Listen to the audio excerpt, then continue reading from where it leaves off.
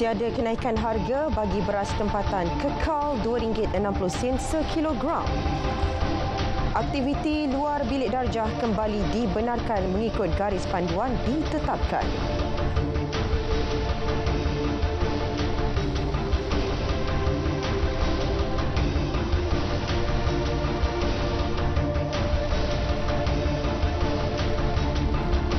Assalamualaikum dan salam Malaysia Madani. Berita wilayah edisi Rabu 7 Jun 2023 bersama saya Nurul Hidayah Nawai. Lintas langsung petang ini kita bersama Sabah, Sarawak dan Terengganu.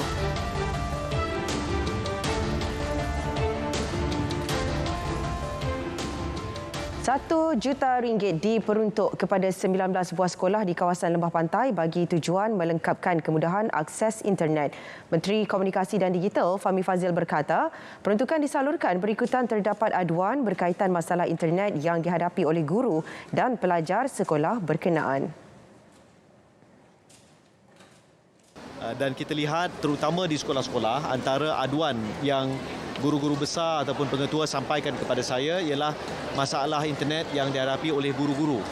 Maka memang sebulan setengah, 2 bulan yang lalu saya telah mengadakan pertemuan dengan semua guru besar, pengetua ataupun wakil pihak sekolah bagi 19 sekolah di Lembah Pantai. Dan dalam pertemuan itu memang kita lihat penyelesaiannya ialah isu memasang beberapa kelengkapan bagi memudahkan guru-guru terutamanya, tapi juga mungkin murid-murid yang mengambil sesetengah kelas seperti di makmal komputer dan sebagainya mendapat akses kepada internet. Beliau juga akan berbincang dengan beberapa ahli parlimen yang lain untuk memanfaatkan peruntukan sedia ada dalam usaha merapatkan jurang digital. Fahmi bercakap kepada media selepas majlis pelancaran program Hour of Code #MyGirlScan 2023 di Sekolah Kebangsaan Bangsar. Keputusan mahkamah di Perancis yang memihak kepada Malaysia dalam isu tuntutan kumpulan Sulu dilihat bukan hanya kemenangan kepada pihak kerajaan, malah untuk seluruh rakyat Malaysia. Ia membuktikan tiada pihak lain yang boleh menggunakan mahkamah luar negara untuk mengganggu-gugat kedaulatan Malaysia. Jadi ini dengan secara muktamadnya mematikan segala usaha daripada pihak-pihak yang biadab ini untuk cuba merampas harta negara, aset negara, dan saya percaya dengan keputusan ini di negara-negara lain juga di rantau Eropah akan tidak membenarkan mahkamah mereka digunakan sebagai platform oleh pihak-pihak yang tidak bertanggungjawab dan biadab ini. Dan seterusnya akan menjamin keselamatan aset-aset kita. Sementara itu, kejayaan Malaysia di mahkamah di Perancis juga membuktikan kedudukan dan hak negara ini sememangnya diiktiraf berdasarkan undang-undang antarabangsa. Menteri Luar Datuk Seri Dr. Zamri Abdul Kadir berkata, kejayaan itu hasil kerjasama banyak pihak termasuk Wisma Putra dan Jabatan Perdana Menteri, Undang-Undang dan Reformasi Institusi.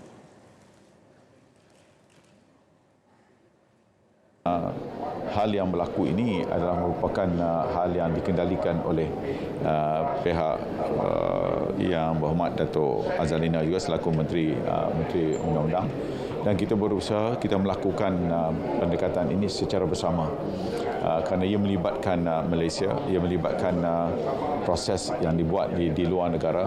Maka kita bekerja sebagai satu pasukan yang baik. Alhamdulillah, berkat kerjasama yang baik antara kementerian ini telah menghasilkan satu keputusan yang begitu bermakna buat Malaysia.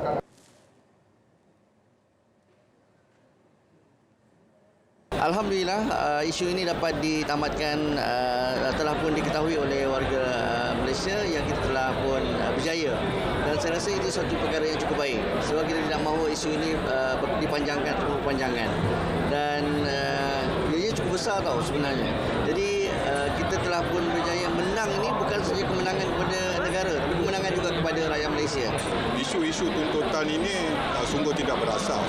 Jadi dengan adanya terbukti bahawa kerajaan perpaduan yang ada ketika ini yang begitu proaktif dalam isu-isu tuntutan-tuntutan sebegini, dan kita mempunyai menteri yang undang-undang yang cukup aktif dan yang baik untuk memperjuangkan isu ini, dan alhamdulillah ini terbukti kita berjaya menang, dan ini adalah satu dipanggil seperti penanda aras. Tuntutan-tuntutan yang tidak sepatutnya dibuat oleh Sultan Sulu, oleh waris-waris dia, kita perlu elakkan dan kita cuba pertahankan tanah air kita. Kalau ikut dari segi kedaulatan undang-undang kita pun dah tetapkan bahawa Sabah dan Sarawak itu memang milik kita lah. So kita tak boleh biarkan orang lain jajah kita punya negara. Pelaksanaan aktiviti luar bilik darjah kembali dibenarkan. Timbalan Ketua Pengarah Pendidikan Dr. Norisa Sohaili menjelaskan kebenaran tersebut dengan syarat penjagaan kebajikan, kesihatan dan keselamatan murid, guru serta anggota kumpulan pelaksana ketika berhadapan fenomena cuaca panas dipastikan terjamin. Beliau menjelaskan kebenaran itu diberi berpandukan garis panduan pelaksanaan aktiviti luar institusi pendidikan bawah KPM semasa cuaca panas. Semua institusi pendidikan KPM yang melaksanakan aktiviti luar bilik darjah perlu memastikan penyertaan murid adalah secara sukarela dan mendapat kebenaran ibu bapa atau penjaga. Murid juga digalakkan memakai pakaian bersesuaian dan berwarna cerah serta perlu diterangkan tentang langkah pencegahan, simptom dan tindakan rawatan. Selain pemantauan, kemudahan penyejukan seperti kanopi, ais, tuala basah juga perlu disediakan di bawah garis panduan berkenaan. Sekiranya suhu cuaca melebihi 35 darjah Celsius, semua aktiviti luar yang sedang berlangsung perlu ditangguhkan. Tiada kenaikan harga beras tempatan. Harganya masih kekal sekitar RM2.60 sekilogram. Menteri Pertanian dan Keterjaminan Makanan Datuk Seri Muhammad Sabu mengesahkan harga beras putih yang dilaporkan naik 5% sebelum ini merujuk kepada beras import berkualiti tinggi.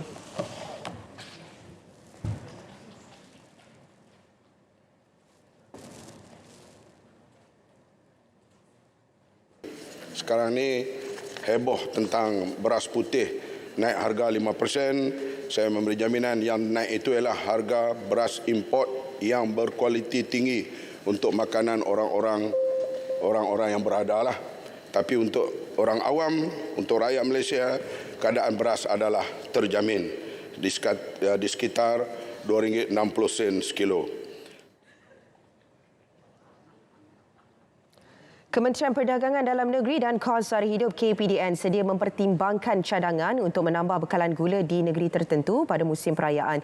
Ia sebagai penyelesaian berhubung kekurangan bekalan gula berdasarkan krisis dihadapi di pasaran sebelum ini.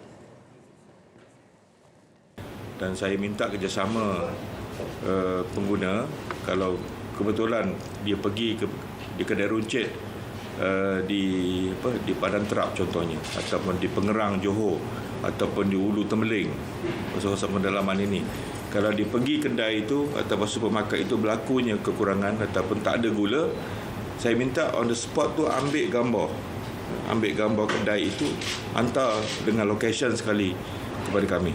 So kita serta-merta akan pergi.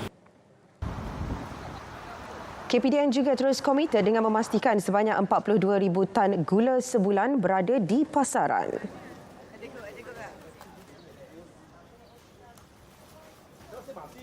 Baik saudara, untuk ramalan cuaca seluruh negara terus saja bersama Pegawai Met Malaysia Farah Abdul Halim. Silakan Farah.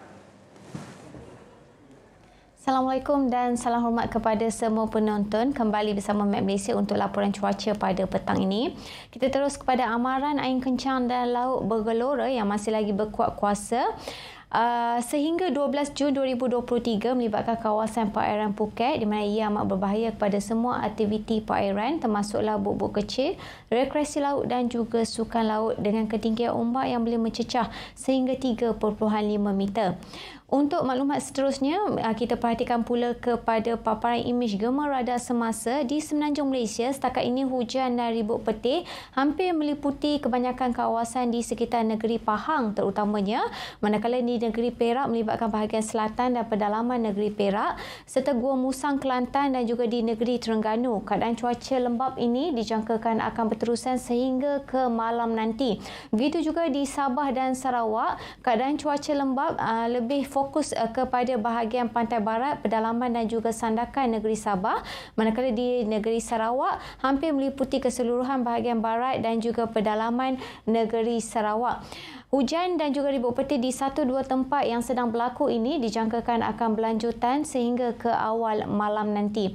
Sekian saja informasi cuaca untuk kali ini. Kita perhatikan kepada paparan maklumat cuaca.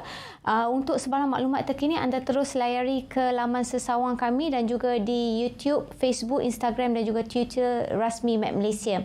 Kita perhatikan kepada ramalan cuaca bagi bandar-bandar utama di seluruh Malaysia sepanjang malam nanti. Assalamualaikum dan salam Malaysia Madani.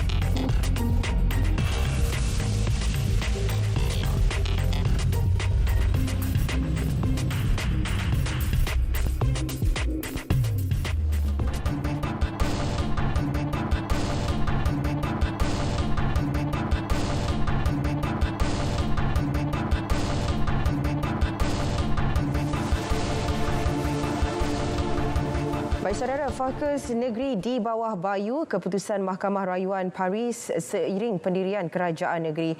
Tuntutan Sulu terhadap Sabah tidak mempunyai merit. Butirannya terus saja bersama rakan penyampai Inisia Dollars di Kota Kinabalu. Silakan Inisia. Baik, dia. Kerajaan Sabah menyifatkan keputusan Mahkamah Rayuan Paris mengekalkan cabaran Malaysia terhadap penghakiman timbang tara waris Sulu semalam seiring pendirian kerajaan negeri bahawa tuntutan terhadap Sabah selama ini tidak mempunyai merit. Ketua Menteri Datuk Seri Panglima Haji Jinor menerusi kenyataannya berkata keputusan berkenaan juga mengukuhkan lagi kedudukan Sabah dalam Persekutuan Malaysia. Menurut Dato' Haji, rakyat Sabah memilih Malaysia untuk sama-sama membentuk negara melalui Perjanjian Malaysia 1963 sekaligus tidak mengiktiraf tuntutan luar terhadap negeri ini. Katanya kerajaan negeri menerusi Peguam Besar Negeri juga akan terus memainkan peranan bersama Peguam Negara dalam menangani kes berkenaan. Semalam, Mahkamah Rayuan Paris mengekalkan keputusan menolak penguatkuasaan partial award kepada kumpulan mendakwa waris Sulu yang sebelum itu diputuskan penimbang tara Dr. Gonzalo Stampa pada 2020. Keputusan itu memberi kemenangan muktamad kepada negara untuk menegakkan undang-undang sekaligus menolak tuntutan kumpulan Sulu. Polis Sabah komited mempertahankan isu keselamatan negeri ini bagi memastikan keharmonian dan kesejahteraan rakyat terus terjamin. Dalam masa sama, situasi keselamatan Sabah juga dipantau teliti bagi membentras sebarang kegiatan yang menyalahi undang-undang.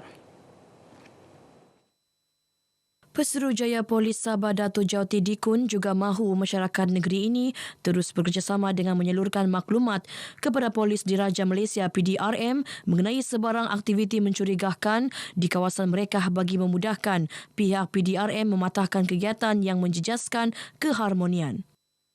Rakyat Sabah ini memberikan kerjasama kepada PDRM dan menjadi rakan kepada PDRM dalam menjaga keselamatan negeri Sabah. Rakan maksudnya memberikan apa juga informasi, memberikan apa juga bentuk kerjasama untuk memastikan bahawa PDRM itu dan rakyat sentiasa bersama.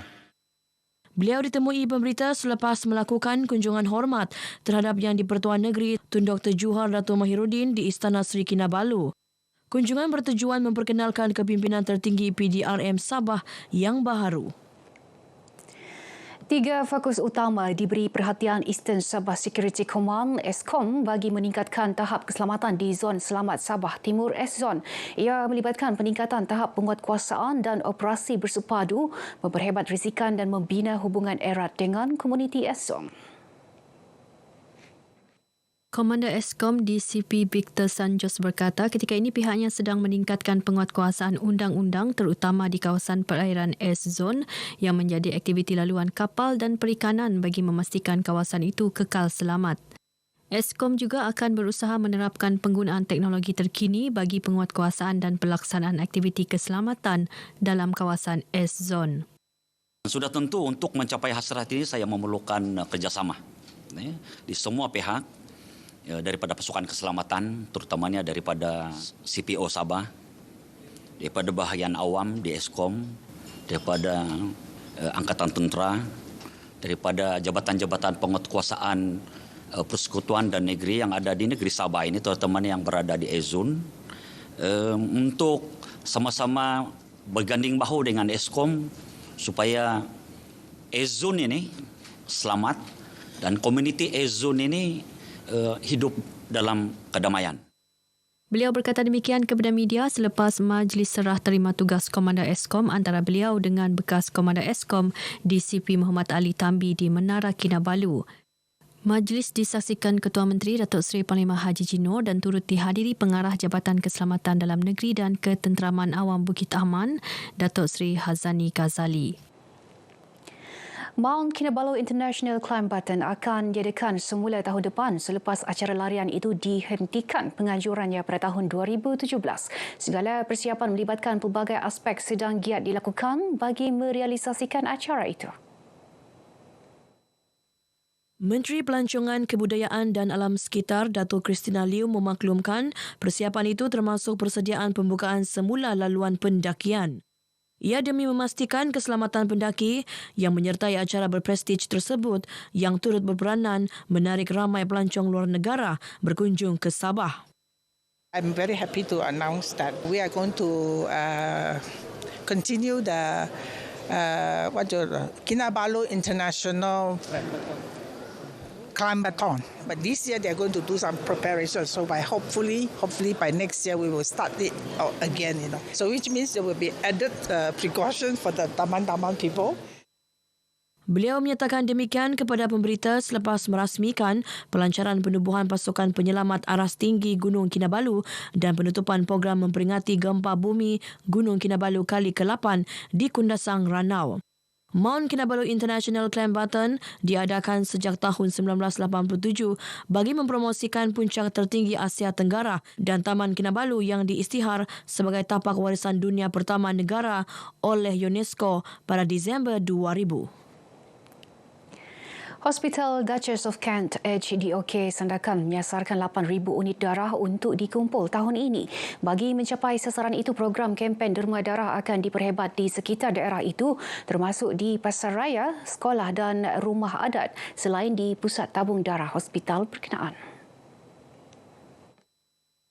Sehingga kini 112 kempen derma darah berjaya dilaksana Pusat Tabung Darah HDOK Sandakan.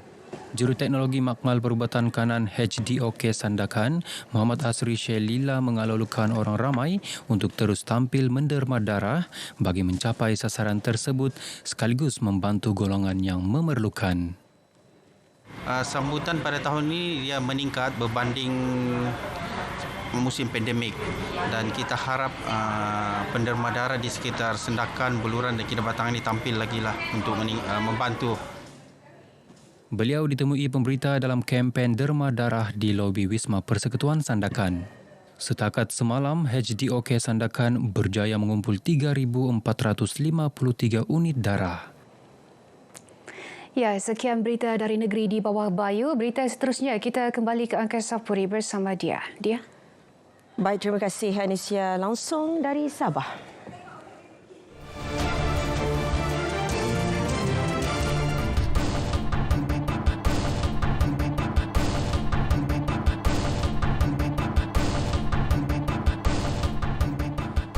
Baik, saudara, kita ke Bumi Kenyalang pula. Antara fokus hari ini, Sarawak memohon penelitian perundangan untuk perubahan ekonomi negeri-negeri. Perinciannya bersama rakan penyampai, Bu Mawin. Silakan, Bu Ma.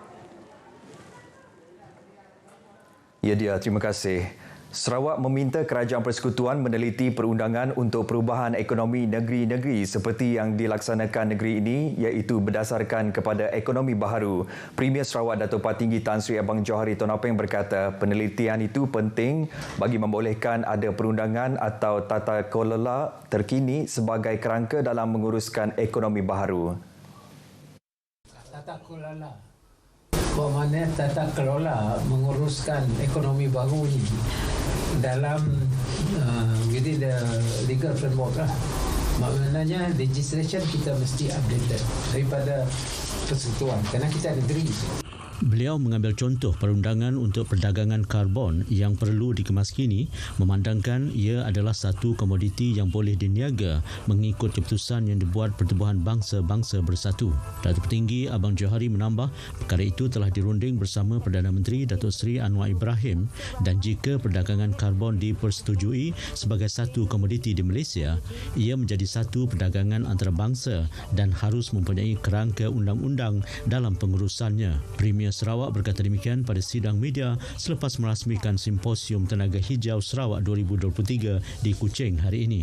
Datuk Petinggi Johari dalam pada itu menegaskan perkhidmatan penjagaan kesihatan perlu mempunyai cara baharu dan mesra alam berasaskan tenaga hijau di samping penggunaan teknologi yang mampan. Dengan adanya tenaga hijau, ia akan seterusnya menawarkan perkhidmatan hijau kepada para pelanggan. Terdahulu dalam ucapannya, beliau memberitahu Sarawak amat bertuah kerana dikurniakan dengan dua sumber tenaga sekaligus, iaitu hidrogen dan solar. Justru, katanya, bagi kawasan pedalaman atau rumah-rumah panjang yang tidak dapat disambungkan dengan bekalan elektrik menerusi sistem grid, maka penggunaan tenaga solar akan membolehkan mereka menikmati kemudahan berkenaan. Ia juga akan memacu pertumbuhan ekonomi penduduk setempat, khususnya industri cottage. Pada majlis berkenaan, Premier Sarawak turut mengumumkan perubahan nama terkini Pusat Kecemerlangan Teknologi Sarawak Santex Digital Academy kepada Santex Digital and Green Energy Academy. Pembangunan menyeluruh kawasan Asajaya akan memastikan tiada kampung terpinggir dari arus pembangunan. Menteri Pelancongan, Industri Kreatif dan Seni Persembahan Datuk Seri Haji Abdul Karim Rahman Hamzah berkata, Asajaya bakal menyaksikan perubahan ketara dalam 5 tahun akan datang, merangkumi pembangunan laluan Autonomous Rapid Transit ART ke Rembus Samarahan. Pada masa sama, katanya, sebagai sasaran memajukan kawasan Asajaya menjadi kawasan pertanian, kerajaan negeri juga bakal membina terusan selebar 30 meter antara Batang Semarahan ke Batang Sadong bagi memudahkan pengaliran air bagi mengelak kawasan tanaman terjejas banjir.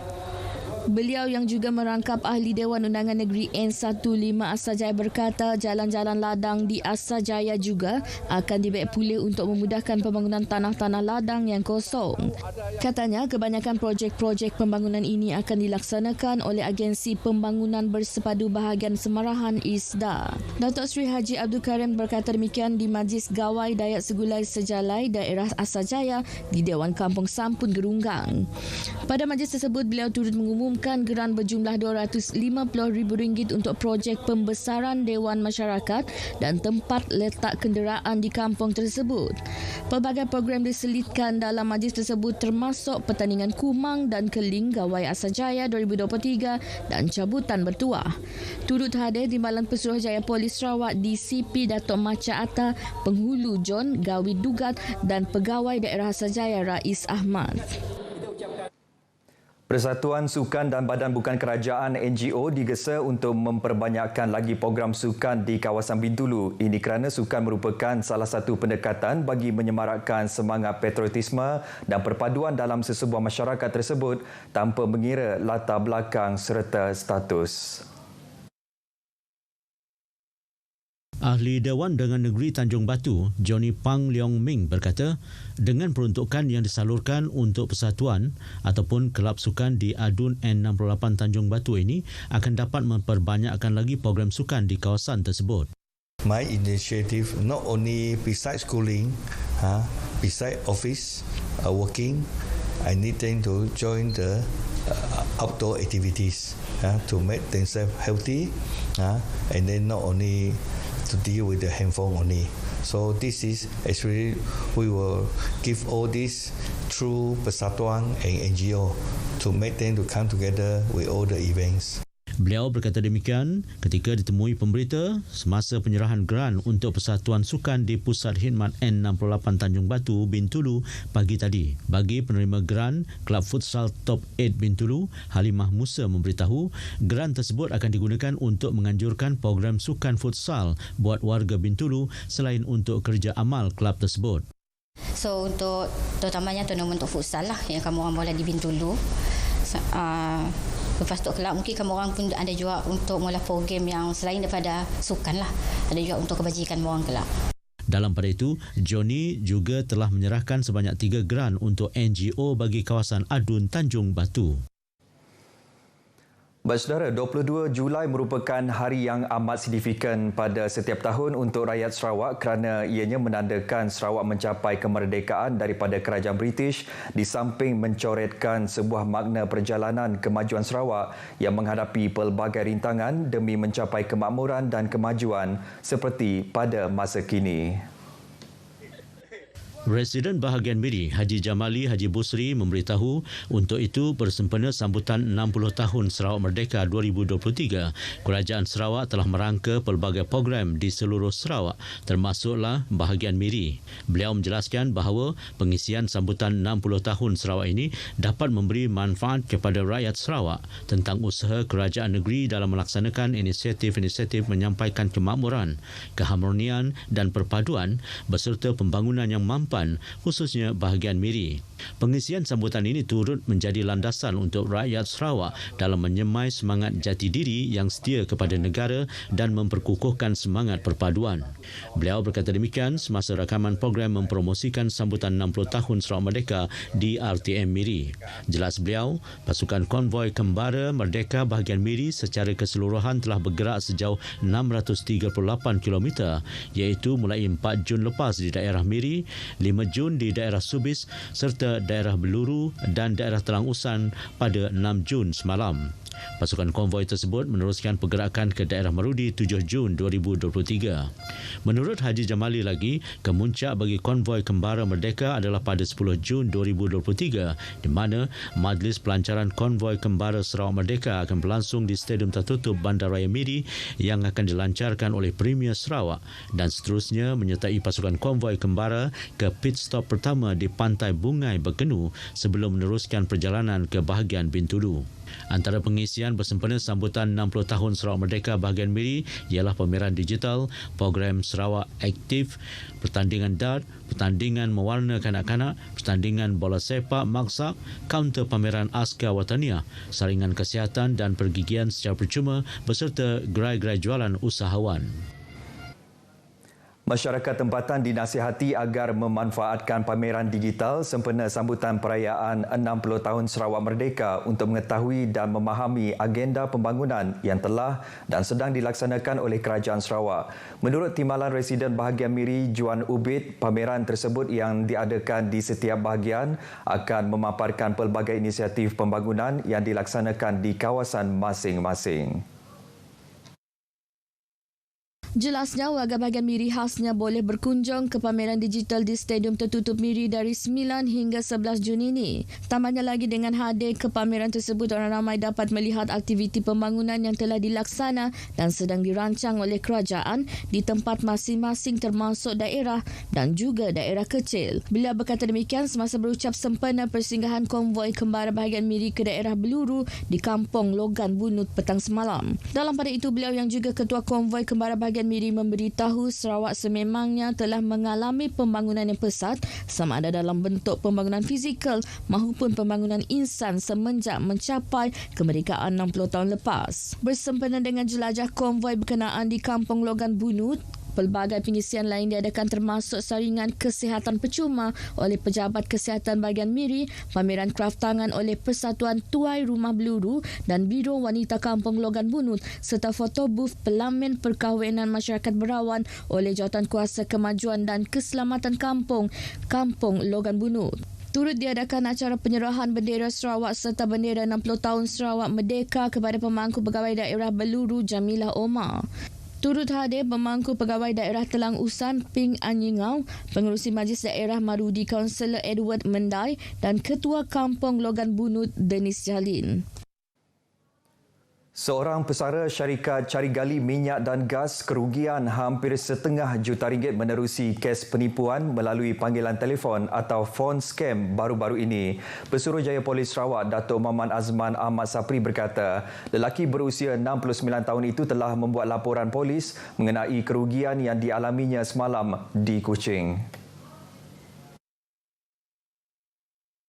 Menurut laporan yang diterima, mangsa telah menerima panggilan telefon daripada seorang wanita bernama Diana binti Abdullah yang mengaku dari pihak KKM dan menyatakan terdapat satu nombor telefon didaftarkan atas nama mangsa sedang dalam pemerhatian SKMM kerana terlibat dengan kes fitnah pada 19 November 2022. Panggilan telefon tersebut seterusnya disambungkan kepada Sarjan Vincent, Inspektor Herman dan Inspektor Ko dari Kota Kinabalu Sabah yang mengatakan mangsa terlibat dengan kes pengubahan wang haram dan pengedaran dadah. Menerusi kenyataan media, Datuk Muhammad Azman memaklumkan mangsa telah diarah untuk membuka akaun perbankan baharu bagi tujuan pemantauan pengaliran wang mangsa. Selain suspek mengarahkan mangsa memberikan nombor akaun, nombor PIN dan email selain mendaftarkan nombor telefon 014-3944-667 yang diberikan suspek dalam perbankan dalam talian mangsa. Mangsa seterusnya diarahkan memindahkan wang amanah saham Bumiputera berjumlah RM390,000 ke akaun bank baharu tersebut. Mangsa juga diarahkan untuk menjual kesemua saham di sebuah institusi keuangan berjumlah RM59,263 sebelum dimasukkan ke akaun baharu yang sama.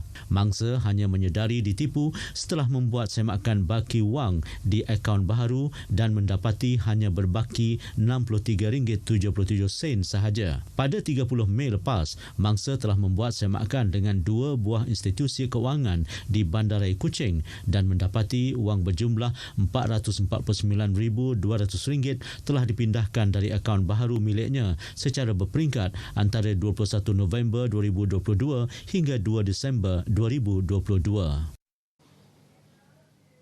Panglima Medan Timur Tentera Darat PMT TD ke-6 kini diterajui Jeneral Dato' Muhammad Sofi Madlepi menggantikan Lieutenant Jeneral Dato' Mazuki Mohamad. Beliau merupakan mantan Ketua Staf Tentera Darat ke-22 dan telah berkhidmat dalam Tentera Darat Malaysia TDM sejak tahun 1988. Majlis serah tugas telah disaksikan oleh Panglima Tentera Darat Jeneral Tan Sri Datuk Seri Muhammad Abdul Rahman di Kem Muara Tuang di Kota Semerahan pagi tadi. Beliau juga pernah berkhidmat sebagai Asisten Ketua Staf Sumber Manusia di Markas Tentera Darat, Komandan Maktab Turus Angkatan Tentera dan Panglima Satu Brigad Infanteri. Selain itu, beliau berpengalaman dan pernah berkhidmat di bawah panji-panji Pertubuhan Bangsa-Bangsa Bersatu sebagai Pegawai Pemerhati United Nations Mission in Liberia. Pembarisan dimulakan dengan acara menandatangani nota serah terima tugas dan penyerahan tongkat kuasa PMT TD. Selepas itu, acara diteruskan dengan pembarisan penghargaan Lieutenant General Datuk Seri Muhammad Zakaria Yadi yang juga merupakan PMT TD keempat yang bakal bersara wajib pada 16 Jun ini. Baik saudara, perkongsian itu tadi mengakhiri berita dari Sarawak. Salam Malaysia Madani. Kita kembali bersama Dia di Angkasa Puri. Dia, silakan. Baik, terima kasih Ibu Mawin langsung dari Sarawak.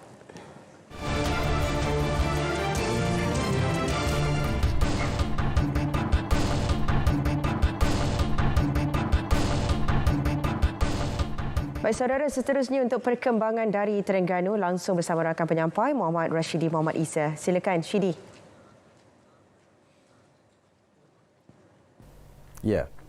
Polis Kontingen Terengganu siap sedia menghadapi pilihan raya negeri PRN yang dijangka tidak lama lagi. Segala persediaan rapi telah dilakukan termasuk aspek logistik serta turut mendapat bantuan penugasan hampir 2,200 pegawai dan anggota Polis Negeri Pahang serta beberapa jabatan berkaitan.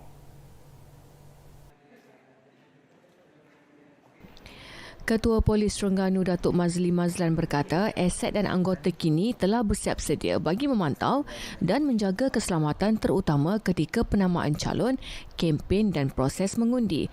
Beliau juga yakin PRN di negeri ini akan dapat dikendalikan dengan baik.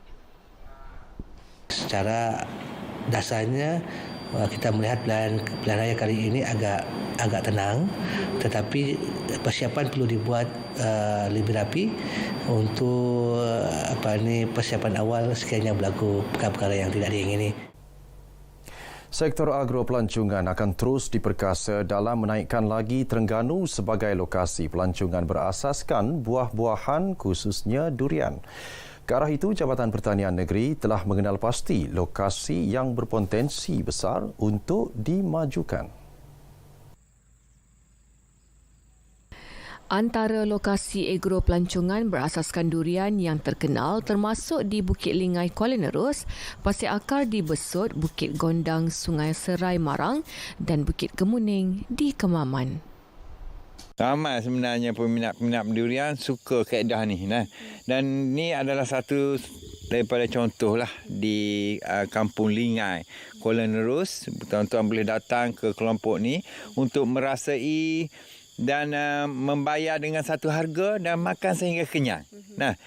Dan kita juga galakkan supaya pekebun-pekebun yang lebih durian, buat industri kan dia, macam kita buat durian krip, macam buat tempoyak, macam buat aiskrim durian, aiskrim cendol. Beliau ditemui RTM selepas meninjau salah satu lokasi agro pelancongan di Lingai Kuala Nerus milik Wan Muhammad Zaini Wan Muhammad Nor seluas 4 hektar. Wan Muhammad Zaini berhasrat melaksanakan pakej makan durian kampung premium di kebun sebagai produk agro pelancongannya. Saya berterima kasih atas bantuan Konsep Agro Pelancongan ni pasal boleh memberikan sumber pendapatan tambahan kepada saya lah.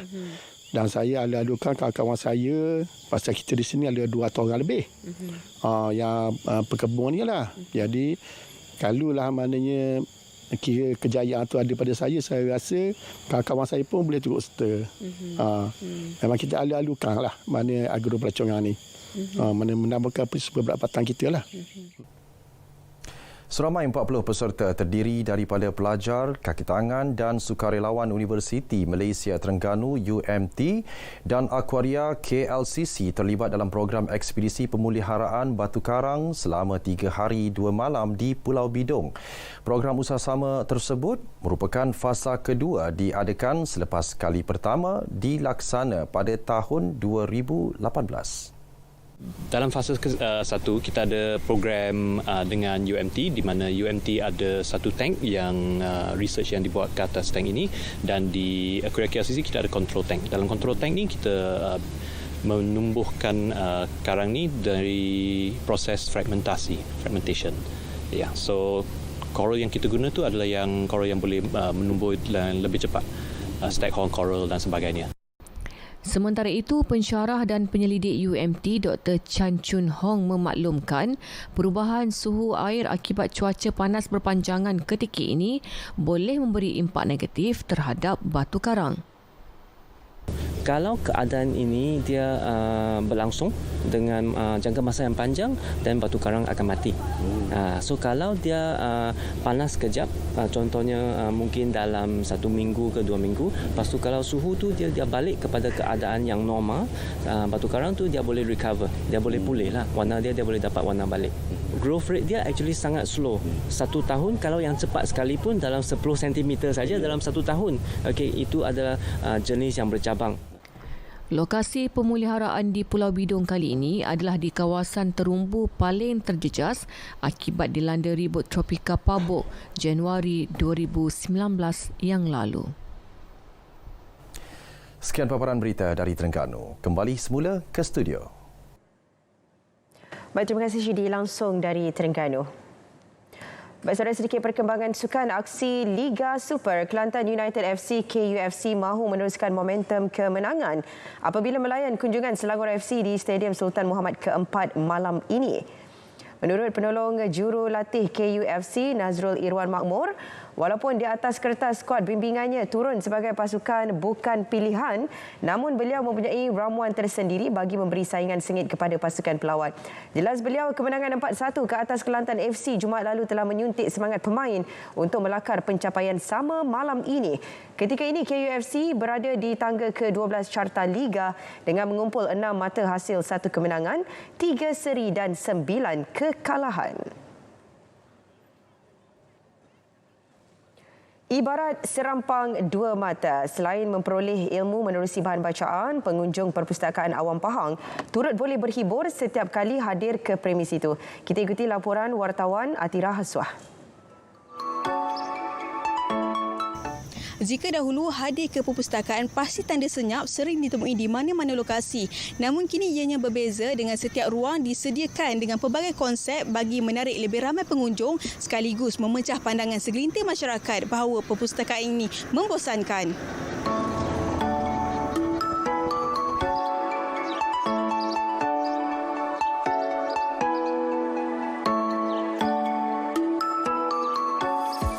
Sebaik masuk perpustakaan ini, suasana berbeza pasti dirasai pengunjung. Segenap ruang dimanfaatkan Perbadanan Perpustakaan Awam Pahang PPAP selari konsep pendidikan pelancongan dan pendidikan hiburan. Justru tidak mustahil apabila perpustakaan yang dibuka pada tahun 2017 ini turut jadi destinasi pelancongan.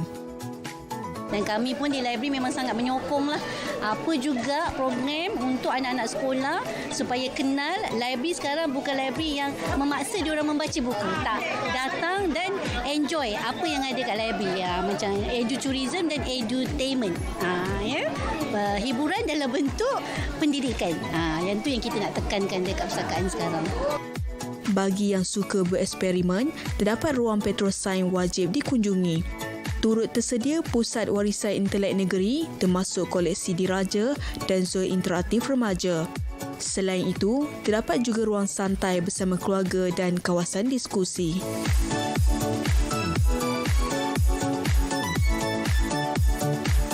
Memang sangat baguslah sebabnya dia tak menyekat minat budak-budak tu kan.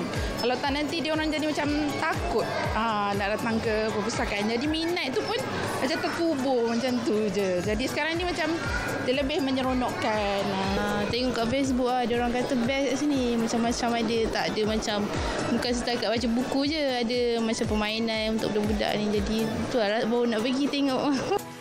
Dengan keluasan 12,000 meter persegi, ia mampu memuatkan 2,000 pengunjung dalam satu-satu masa.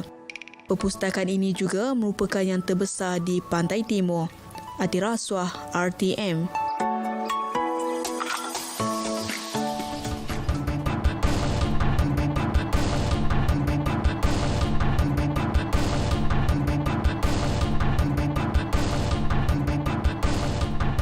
Seorang pelajar Universiti Sultan Azlan Shah maut selepas lemas ketika mandi di kawasan air terjun Batu Hampar, Kuala Kangsar pagi tadi. Bangsa Muhammad Arif Arshad Mat Saleh 23 tahun sebelum itu berkelah di kawasan air terjun berkenaan bersama 10 rakannya. Penolong Pengarah Bahagian Operasi Jabatan Bomba dan Penyelamat Malaysia JBPM Perak, Sabah Rozi Nur Ahmad berkata, maklumat awal berhubung kejadian diterima pada pukul 11.19 pagi. Mangsa dipercayai lemas ketika sedang mandi sebelum dibawa naik oleh rakan-rakannya. Rawatan awal telah diberikan oleh anggota bomba sebelum mangsa diserahkan kepada pihak ambulans. Mangsa kemudian disahkan meninggal dunia di Hospital Kuala Kangsar. Seorang penyelia kilang direman 3 hari bagi membantu siasatan berhubung tindakan mengasari seorang wanita. Perintah reman dikeluarkan Magistrate Siti Hanun Muhammad Shah di Mahkamah Magistrate Tapah. Kejadian berlaku pada pukul 5.53 petang Rabu ketika mangsa dan adiknya dalam perjalanan turun dari Cameron Highlands menuju ke Tapah. Mangsa dikatakan mahu memotong sebuah kereta di hadapannya yang dipandu suspek namun gagal. Suspek telah menunjukkan isyarat lucah sebelum turun dari kenderaan. Dalam video yang tular, suspek memarahi pengadu dan bertindak memukul kepalanya serta mengeluarkan kata-kata ugutan.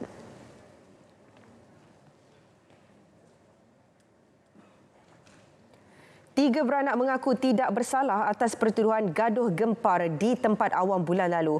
Pengakuan dibuat Oh Teck Yon, Chua Chiu Teng dan Oh Cheng Sing di Mahkamah Magistrate Georgetown. Menurut kertas pertuduhan, ketiga-tiga mereka didakwa secara bersama melakukan gaduh gempar di Jalan Loh Poh Heng, Tanjung Bunga pada 8 Mei kira-kira pukul 11.20 pagi. Kes disiasat mengikut Seksyen 160 Kanun Keseksaan yang memperuntukkan hukuman penjara sehingga 6 bulan atau denda RM1,000 atau kedua-duanya jika sabit kesalahan. Mahkamah menetapkan jaminan RM2,500 setiap seorang dengan penjamin. Sebutan semula kes 11 Julai depan.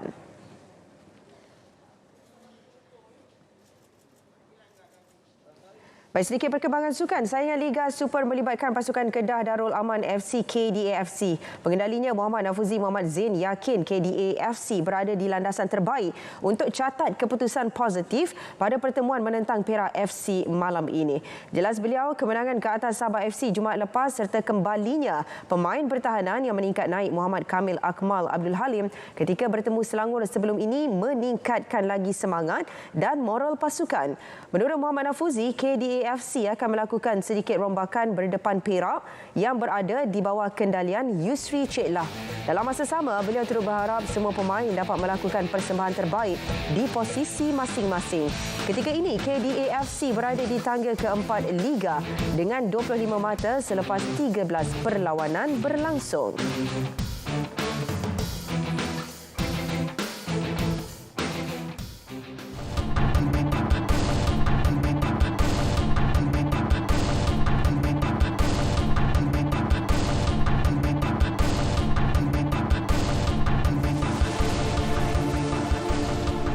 Presiden Indonesia Joko Widodo selamat tiba di Kompleks Bunga Raya KLIA pada pukul 3.40 petang tadi bagi memulakan lawatan kerja beliau ke Malaysia. Beliau yang diiringi isteri Iriana Joko Widodo disambut Menteri Luar, Datuk Seri Dr. Zamri Abdul Kadir dan Duta Besar Republik Indonesia di Kuala Lumpur, Hermono.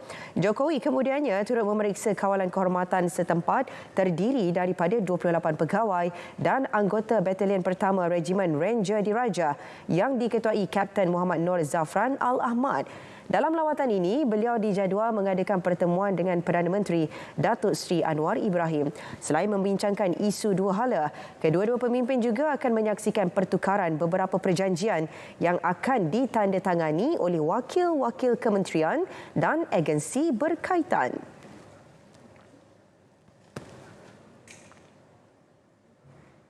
Raja Pemaisuri Agong Tunku Azizah Aminah Maimunah Iskandariah berkenan menyantuni penghuni Rumah Sri Kenangan RSK Ceras. Sri Paduka Baginda tiba kira-kira pukul 10 pagi disambut isteri Perdana Menteri Datuk Seri Dr. Wan Azizah Wan Ismail dan Menteri Pembangunan Wanita, Keluarga dan Masyarakat Datuk Seri Nancy Shukri. Lawatan tersebut adalah sempena sambutan ulang tahun Hari Keputeraan Rasmi yang di-Pertuan Agong Al-Sultan Abdullah Riayatuddin Al-Mustafa Billah Shah Isnin lepas. Tunku Azizah turut berkenan menggunakan sumbangan cek kepada rumah kebajikan berkenaan. RSK Ceras dihuni seramai 211 warga emas terdiri daripada 126 lelaki dan 85 perempuan. Sebelum berangkat pulang, Raja Pemaisuri Agong turut berkenan melawat pusat rehabilitasi RSK Ceras dan menandatangani buku pelawat. Jawatan Kuasa Eksekutif Persatuan Bola Sepak Malaysia FAM bersetuju untuk menawarkan tiket combo RM70 untuk dua perlawanan Pesta Bola Merdeka 2023. Kejohanan tersebut dijadual berlangsung di Stadium Nasional Bukit Jalil pada 14 hingga 17 Oktober ini. Menurut Timbalan Presiden FAM, Datuk Muhammad Yusof Mahadi, perkara itu telah diputuskan pada mesyuarat ke-8 Jawatan Kuasa Eksekutif FAM yang diadakan di Wisma FAM semalam. Jelas beliau, harga tiket bagi kategori terbuka untuk dewasa ialah RM40, kanak-kanak RM5, manakala RM60 untuk grandstand dan RM80 bagi kategori premium. Dalam pada itu, Datuk Muhammad Yusof turut mengesahkan penyertaan India, Palestin dan Lubnan selain Malaysia dalam kejohanan yang kali terakhir dianjurkan pada 2013.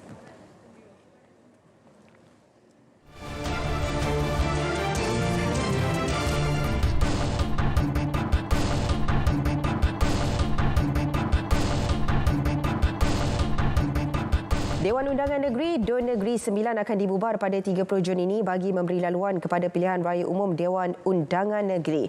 Menteri Besar Datuk Seri Aminuddin Harun memaklumkan beliau akan mempersembahkan perkara itu kepada Yang di-Pertuan Besar Negeri Sembilan, Tuanku Muhriz Tuanku Munawir dalam masa terdekat. Negeri Sembilan antara 6 negeri yang bakal mengadakan PRU DUN selain Kelantan, Selangor, Pulau Pinang, Terengganu dan Kedah. Dalam pada itu, beliau memaklumkan Datuk Muhammad Zafir Ibrahim yang sebelum ini berkhidmat sebagai setiausaha bahagian pengurusan strategik Badan Berkanun di Kementerian Kewangan dilantik sebagai setiausaha Kerajaan Negeri Sembilan yang baru berkuat kuasa semalam. Pelbagai barang rampasan milik IPD Iskandar Puteri Johor Bahru dilupuskan hari ini. Kesemua barang bernilai RM375,166 itu hasil operasi kontraban, perjudian, Bitcoin dan barang am yang dirampas sejak 2012 hingga Mac lalu.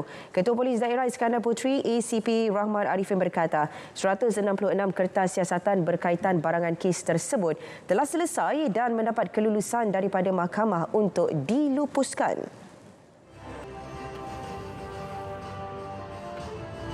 Bagi barang kes misi Bitcoin melibatkan sebanyak 6 kertas siasatan dengan nilai anggaran rampasan keseluruhan iaitu RM193,200. Barang kontraban melibatkan 8 kertas siasatan terdiri pada barang kes minuman keras dan rokok dengan nilai anggaran rampasan keseluruhan RM106,566.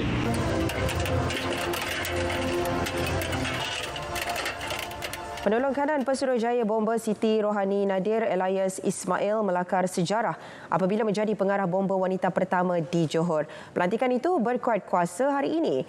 Fokus beliau ketika ini tertumpu kepada peralihan monsun barat daya serta cuaca panas.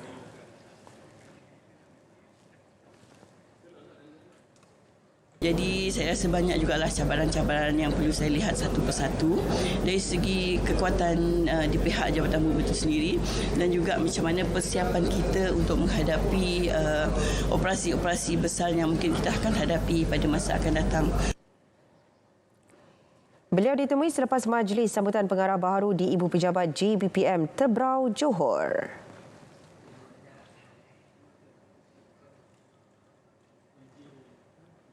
Rumah tradisional Melayu ada keunikan tersendiri. Setiap ruang, ciri binaan dan motif ukiran mempunyai nilai estetika, makna dan fungsi khusus. Ini termasuk rumah tradisional Melayu Melaka. Kita ikuti laporan Nurul Ashikin Abdul Halim.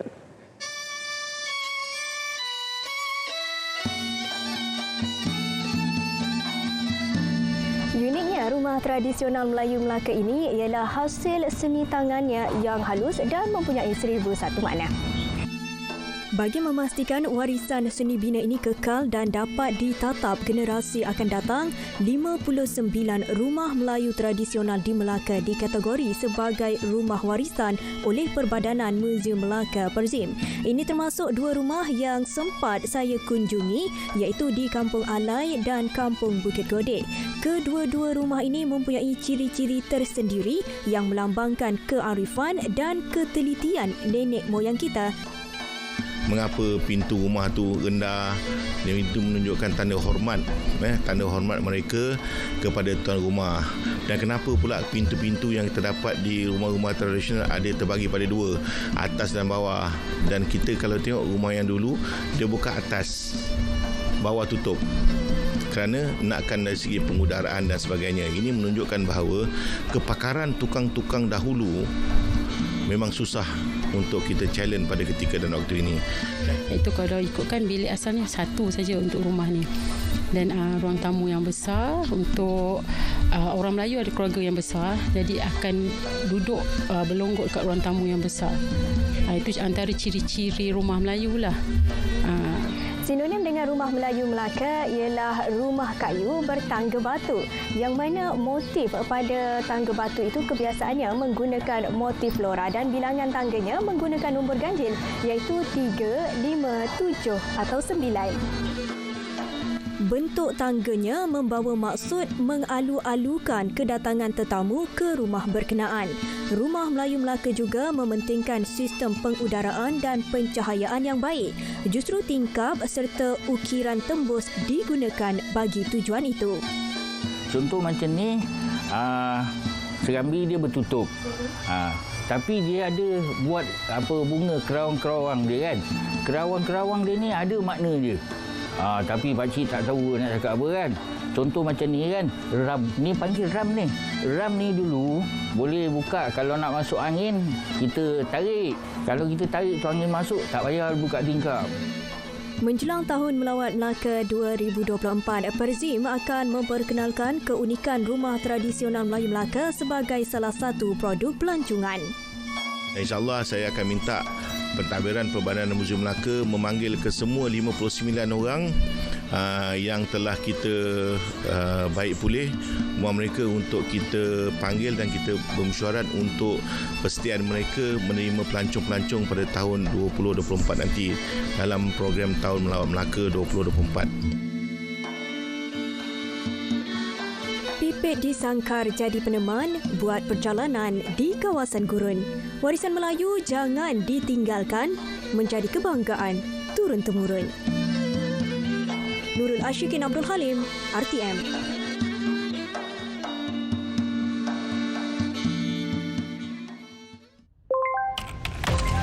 Dalam kita membangunkan aplikasi yang memberi kesejahteraan kepada negara, ada yang menyalahgunakannya.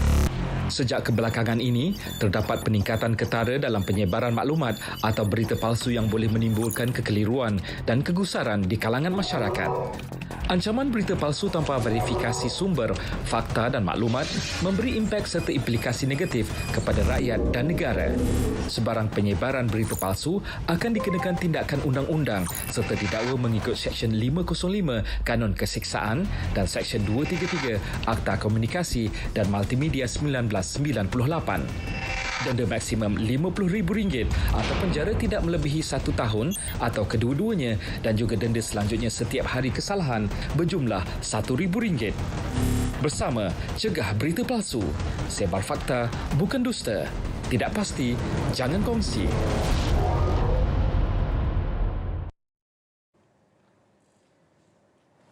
Baik, saudara, berita wilayah berakhir di sini. Terus setia bersama berita RTM untuk perkembangan sahih sepanjang masa. Malaysia Madani, tekad perpaduan penuhi harapan.